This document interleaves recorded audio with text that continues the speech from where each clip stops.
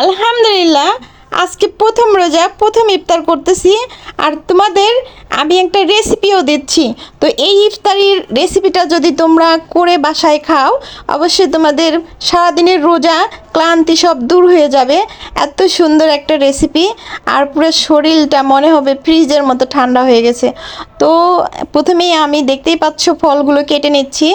যত রকমের ফল তোমরা দিতে পারো তোমাদের মনের মতো করে ফল দিয়ে রেসিপিটা তৈরি করবা। তো অবশ্যই এই এই রেসিপিটা তোমরা বানিয়ে খেয়ে আমাকে কমেন্ট করে জানিও যে কতটা মানে শরীর ঠান্ডা থাকে। তো ইনশাল্লাহ আমি প্রতিবার আমি নিজে এই রেসিপিটা তৈরি করি। আর দেখতে পাচ্ছ আমি সবগুলো ফল কেটে নিচ্ছি, এখন কলা নিচ্ছি। আসলে কখনো এই রেসিপির মধ্যে তোমরা এক ফোঁটাও চিনি ব্যবহার করবে না বা কোনো রকমের মিষ্টি ব্যবহার করবে না। এই যে ফল যে দিচ্ছি, এই ফলের মিষ্টিতে এটা মিষ্টি হয়ে যাবে। আর সারা দিনের ক্লান্তি, যত ক্লান্তি আছে সব এই ফল থেকে ক্লান্তি দূর হয়ে যাবে। তো এত মজাদার রেসিপি, তোমরা যদি বানিয়ে খাও তাহলেই বুঝবা যে কতটা সুন্দর এই রেসিপিটা।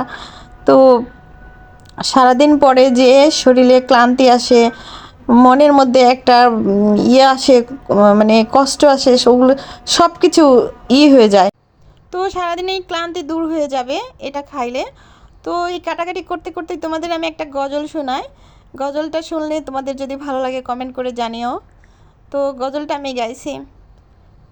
উঠো উঠো আল্লাহর বান্দা, উঠো উঠো আল্লাহর বান্দা, ঘুম ছাড়িয়ে দাও।